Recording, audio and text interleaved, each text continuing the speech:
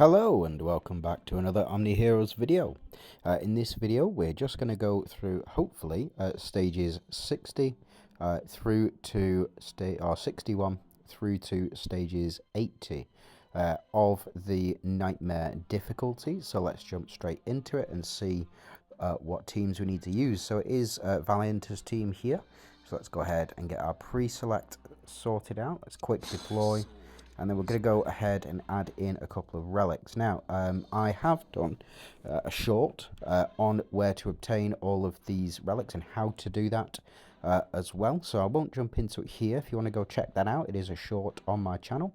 I'm going to add in, first of all, Undying Shield. And then let's add in Speed, Crit. We will go Dodge Rate. We're going to go Speed again. Damage. And attack by 20%. We've still got 4 left, so we can go ahead and add you in, I think, and we will add in damage reduction. So we're up to 19 out of 20, but we'll take that as efficient as we possibly can be. Now the setup here is very similar to how we've done it before. You do have Macaria and you have Victoria as the two monarchs. On the team you have Elma with the Undying Shield, so very powerful indeed. Now I don't have my slate up very high. If we have a look at this one here, as you can see I'm only at crude +1, which is basically the lowest that it can be. Maybe crude 0. So it consumes 160 energy to deal damage equal to 10% of max HP to all enemies, and it caps at 200% of the average team's attack. I think this is one of the weaker synergies. The fact that you have to build up all of that energy before you can start to do anything is a real pain. It can be a real pain. I think the previous synergy was very powerful indeed in that. Yeah, it was very powerful in that whenever your unit dodged an attack, they would then counter. So yeah, very, very powerful indeed, but that was last season. So I think with this team, we can go ahead and just skip through a lot of these matches. We'll stop at all of the 5s and 10s, so we'll stop at 65, we'll stop at 70. We will definitely stop at 75 because that's the boss mission, and then we'll stop at 80 as well just to go through, or we'll stop skipping anyway, because we've seen how the team functions, what it can do, and what the main purpose of each unit is on the team. We've already gone through all of that as well, so we won't need to stay in these matches for too long. Seems to be round 2. So this is Plague Bride. Plague Bride, if you don't know how to counter, you need to look for Plague Removal skill. This can be activated when your units are 8 stars and above, and you have all epic runes for them. The units that I've got here don't counter the synergy, but I don't think it'll be too bad because we reduce HP by 50% every round. It's absolutely fine by us, just because we can only go below 30% HP on the back row and 20% HP with Elma, with the Undying Shield artifact as well. So it is a way to build around this particular one. And you can also use the new unit. If you do have her, you can use Cleopatra as well, because Cleopatra will remove all debuffs on our team. So these plagues can be removed, and it's whenever she performs her ult, so can be a very powerful ability in these types of situations as well, PvE specifically, but also can be a very powerful ability in PvP, because she will remove the bind effect that Karnak can put on, and any other types of effects that can be put on as well. So that was easy sweep. Got that round 2. Leandra here doing the most damage. So yeah, good team, good strong setup, a very standard team as well. Victoria and Macaria being the monarchs, holding things together. Elmer here on the front row, keeping everybody else alive. We do also have the damage reduction in place, so a lot of factors working in our favour. Now we're going to get up to 70, and once we hit 70, we'll need to use a different set of units as well. So as soon as we get to that, 69, nice, and then we can go ahead and skip that. So we do have the Medusa, so applies 10 stacks of increased attack. That's not going to be too effective against our team because our team effectively can't die, so we don't need to counter it. But if you are having difficulty, you can run Dullahan and you can run Merlin, both monarchs, so both very good in this particular team. You just take out, say, Leandra, or you would take out Atrops, or you would take out Elmer, and you would replace them with a Monarch, specifically Dullahan or Merlin, in order to counteract this synergy as well. I would probably suspect Leandra goes, as for me, she's the weakest on the team.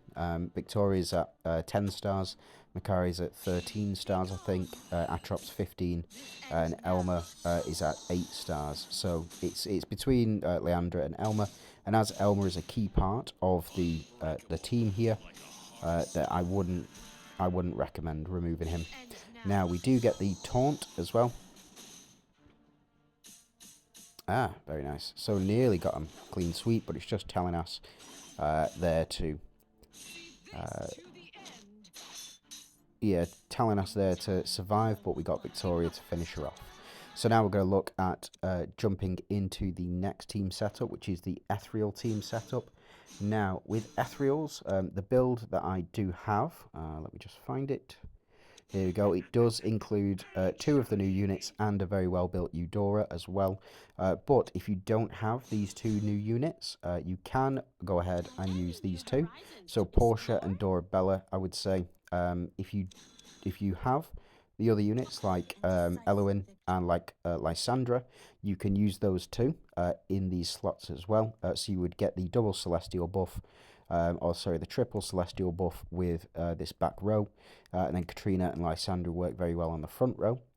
You can also use, if you do have, say, a copy of Wukong, you would put in Mastema in this position as well. Or if you don't have Wukong, you can just replace him with any of these units, Dorabella primarily. I would say Dorabella, because most people have got it built up. But if you do have Lysandra, you can also do this combination. But your core 3 units will be Katrina, Karnak, and Eudora. And if you don't have a copy of Eudora, your core units are Katrina and Karnak. Those 2 will carry on, will carry you through a lot of content, especially if you were to do something like this, for example. Where have you gone? Here you are. Yes, she is up to 12 stars, so I said 13 before. But you can build something like this. The reason that you would build something like this is because of the Monarch synergy. The best way I've found, if you are struggling with enemies just one-shotting you, is to add in a sprinkle of Monarch synergy. But as we are looking at this, we can go through and we can add in Cleo as well. So we do now have 3 protectors. We would have 4 if Cleo was 8 stars. We have 4 Ethereals and 5. Technically we have 5 Ethereals and 4 with unlocked synergy.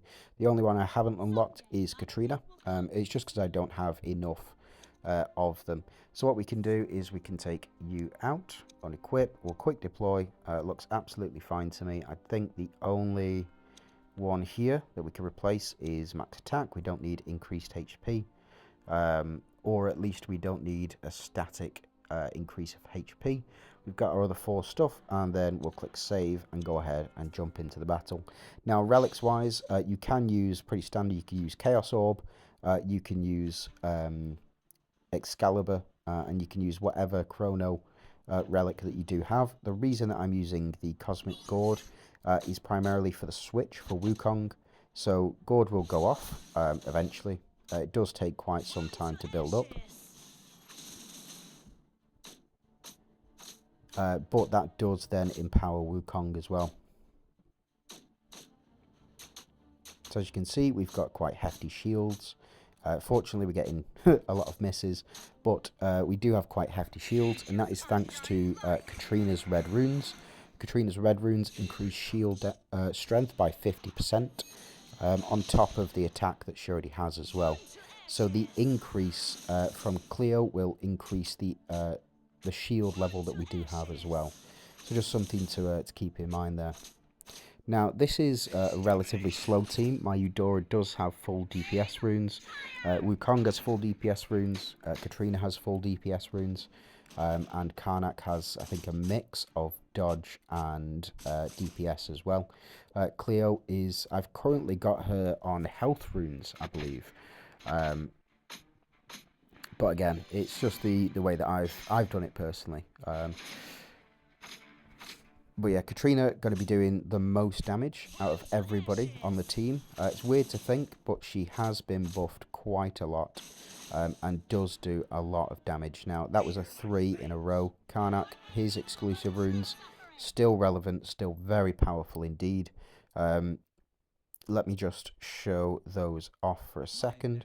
In case you don't know, Karnak's exclusive runes, his first one, if crit rate is higher than 200%, executes an enemy target with less than 30% HP. Now, he does apply Bind if you have him at full red runes, and he has a 33% chance to apply Bind to 2 random targets for 2 rounds when you've got a 2 and 2. Yeah, so I've got, in fact, for my Karnak, I do have, Divine Reflect. Now, this is a mistake, but I don't have enough to go ahead and change it as of yet. So we're keeping him as is. He might do a bit more damage, but I think dodge runes, dodge and DPS, so 2 DPS runes to get your crit damage in, or your 40% attack increase, and your dodge runes to get that stack of Holy Shield at the start of the round, give him some extra survivability, would be very powerful indeed. So we're going to go ahead and skip these, just because we've seen the team do what they need to do. If you are having trouble with any of these stages, let me know, and then, go on the Discord, and we can have a chat about it as well. What I'll do is skip through to 75. This one's actually going to be quite fun to watch, so I think what we'll do... no, we'll go ahead and skip. So yeah, it was 8 rounds. 8 rounds, no thank you. Yeah, so that one's absolutely fine. This boss, it looks like, loses 1 HP when performing a basic attack, so hopefully they've got less than 15. I think this team setup is absolutely fine. If we go back and we have a look at what he does, 80% damage with the lowest HP, attacks 1 random enemy, removing all buffs, dealing 100% damage, reduces all enemies' control rate by... oh, that's nice. Removes all debuffs from self, increases attack by 50%, restores 20% of max HP, and prevents targets killed by self from reviving and increasing their crit damage taken by 100% as well. So, yeah, I think that's absolutely fine. I don't think there's any particular strategy. You just need survivability. If you are having trouble on this, again, you can take out Cleo, you can take out Wukong, and even potentially Eudora, and you can pop in your Monarch units on your Ethereal team. So you could go, for example, Dorabella, you could pop in Portia, and then even Cleo, if you've got her up to 8 stars. Again, I'm going to say it again, you need to save. The units this season, they are fantastic. The season units, they are great, and they bring in a brand new mechanic, but Cleo will be forever the one that you are chasing. So save up if you are free to play. Save up those diamonds to get her up to 1, potentially 2 stars or 7 stars. And then if you've already got 2 copies of her, get her to 8 stars. Just save up and get her to 8 stars. It's just the done thing. So we'll take you guys out, or we'll take Portia and Dorabella out, put Wukong and Eudora back in. I think everything else is fine. Potentially taking out the scales to put in the whip, but I don't think, for me, I think scales is going to be better in this particular matchup. The reason that scales would be preferred over the whip would be if you had Masterma on the team. So if I took Cleo out, say for example I didn't have a copy, I could put Masterma in, And then what I could do is Masterma and Eudora would be enchanters. What the scales do is they increase max HP by 75% whenever somebody applies Confuse. In this particular instance, I don't think it's going to be too relevant. And the reason for that is because we can't confuse these enemies. So I've not seen a boss in Rift Odyssey that you can confuse. So I think it's just a bit redundant, if I'm honest, having that additional HP increase, which is why you can take out scales for this particular lineup, and you can put in the Demon Blade Whip as well, which will increase max HP. So just a way to think about how you're placing your relics. So we get Wukong's Switch, which will give him an additional buff. It's not very relevant in this particular matchup, and the reason for that is because these guys just can't die.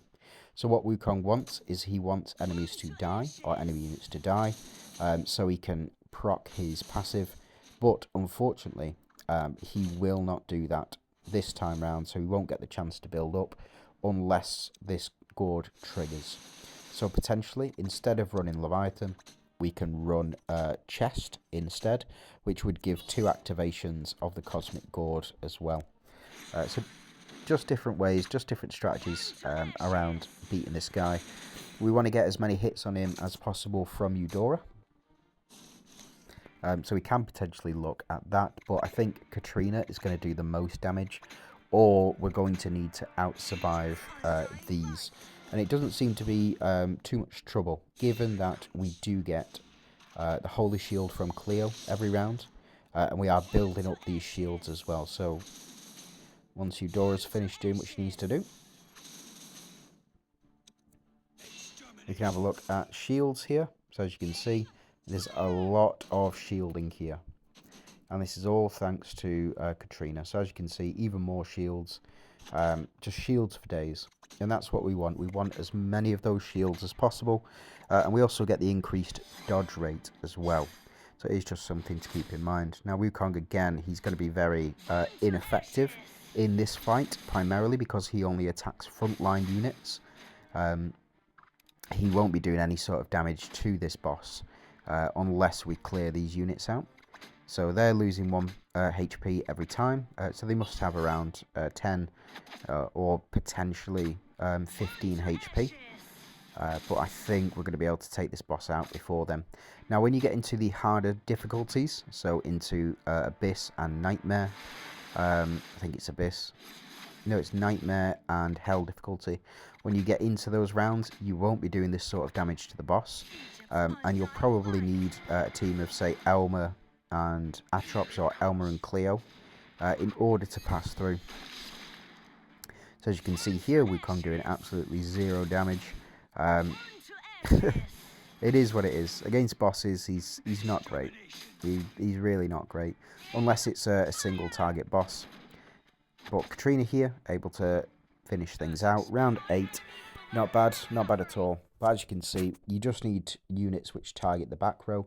Probably instead of Wukong, if I was going to do it again, I would put Eudora in instead, just because she hits that back row on multiple attacks, or potentially Ellie as well. Ellie can jump in this team, but again, I don't think there's many other options. The only other option I would say is, is Eloin, but again, I don't have her up to the right star level, I don't think, for me to use her as effectively as she should be. But we'll jump into this one, and I think we can go ahead and we can skip the next couple. And I think when we get to 80, we'll watch that match at 80, and then we can finish things off. So again, we're getting to about round 3. It's what I would come to expect. And I think the difficulty of Hell this season has been reduced as well. So push as far as you can. See if you can get into that Hell difficulty, and just see how the changes have affected things. Right, so this is the final level, and we do have applies Curse, so this is Gwyn.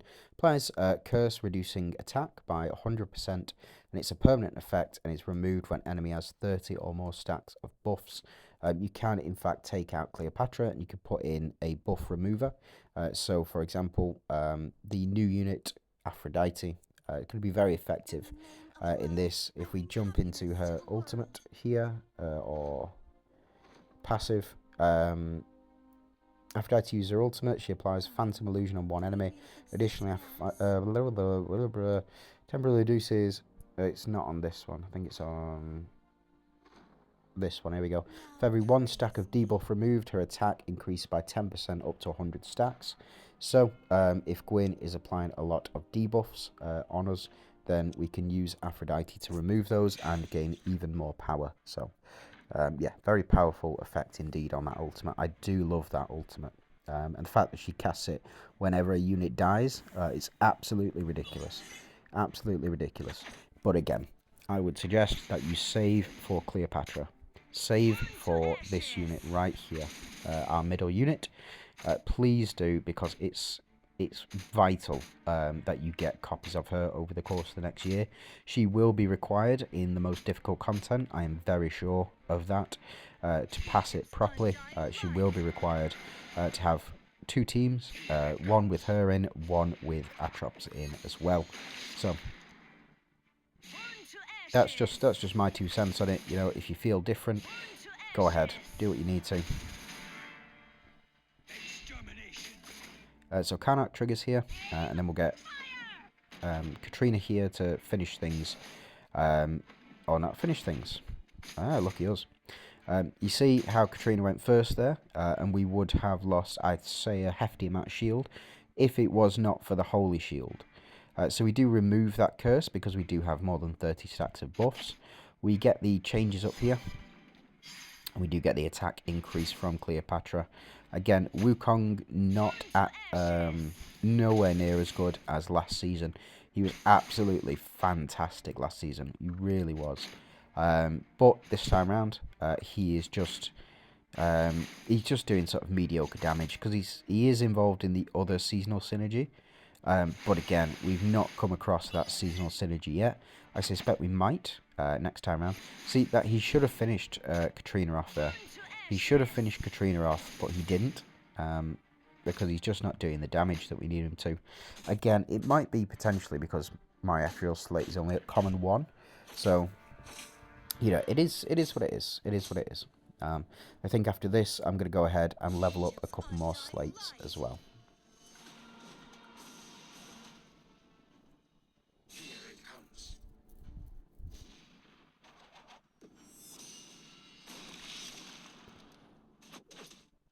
Oh, and now we're going in slow-mo. It's always weird when this happens. I think we should be pretty much done after this anyway. Because we'll...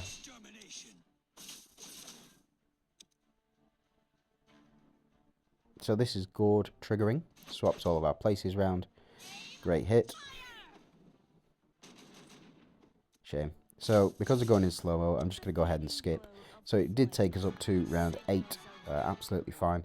But that's it. So that's up to stage 80 cleared. Looks like Mystifiers in the next one. So we'll jump into that in the next video. I do want to thank you very much for watching. It's really important to me that you guys watch all the way through to the end. And as well, if you could subscribe, if you're not already, be really appreciated. Really would be. There's sort of 80% of the audience that are not. I do hope you have a fantastic day, and if you can like the video, please do. All right. Peace.